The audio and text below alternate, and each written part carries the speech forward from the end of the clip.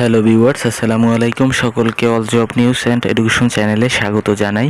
চলে আসলাম নতুন একটি ভিডিও নিয়ে। ভিডিও শুরুর প্রথমে বলে রাখি, যারা আমার চ্যানেলে নতুন দয়া করে আমার চ্যানেলটি সাবস্ক্রাইব করে দিতে ভুলবেন না। যারা ইতিমধ্যে দিয়েছেন তাদেরকে জানাই অসংখ্য ধন্যবাদ। তো আজকে ভিডিওর বিষয় হচ্ছে, দেখেন 19তম শিক্ষক নিবন্ধন নতুন সার্কুলারে বড় পরিবর্তন।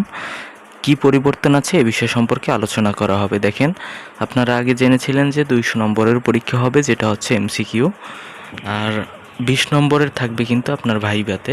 তো দেখেন, 19তম শিক্ষক নিবন্ধন পরীক্ষার বড় পরিবর্তন যেটা হবে, পরীক্ষা হবে টোটাল হচ্ছে 220 নম্বরের ভিতরে, যেটা হবে 100 এমসিকিউ আপনার জেনারেল এবং হচ্ছে 100 হচ্ছে সাবজেক্টিভের।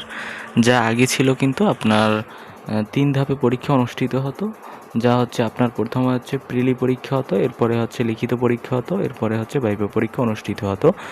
তো প্রিলিতে যারা 40 নম্বর পেত তারাই কিন্তু আপনার লিখিত পরীক্ষা দিতে পারতো। তো এখন কিন্তু আপনার যেহেতু আপনার 200 মার্কের এমসিকিউ পরীক্ষা হবে, সুতরাং কিন্তু পাস মার্ক থাকছে আপনার 80 নম্বরে। মানে হচ্ছে উভয় ক্ষেত্রে আপনার 40% নাম্বার পেতে হবে। মানে হচ্ছে জেনারেলে আপনার 40 পেতে হবে এবং হচ্ছে আপনার সাবজেক্টিভ বিষয়ে কিন্তু 40 পেতে হবে। তা না হলে কিন্তু আপনি ভাইবার জন্য আপনি উপযুক্ত হবেন না।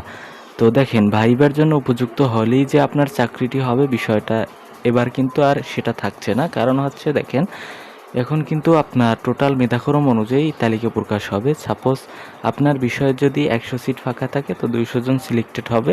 তো এই 200 জনের ভিতরে যারা সবচেয়ে সর্বোচ্চ নম্বর পেয়ে থাকবে তারাই কিন্তু আপনার ভাইবার জন্য মনোনীত হবে। সুতরাং যে 80 পেলেই আপনি ভাইবার ডাক পাবেন, ব্যাপারটা কিন্তু এমন না।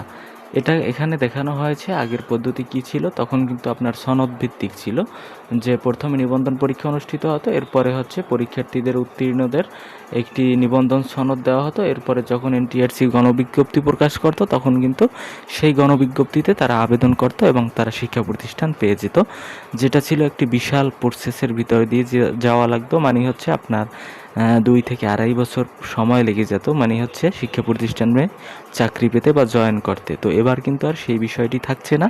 আপনার কিন্তু একেবারে চাকরি, মানে হচ্ছে আপনি যদি প্রিলি এবং ভাইভাতে যদি টিকেন, অল্প সময়ের মধ্যেই আপনি চাকরিতে যোগদান করতে পারবেন।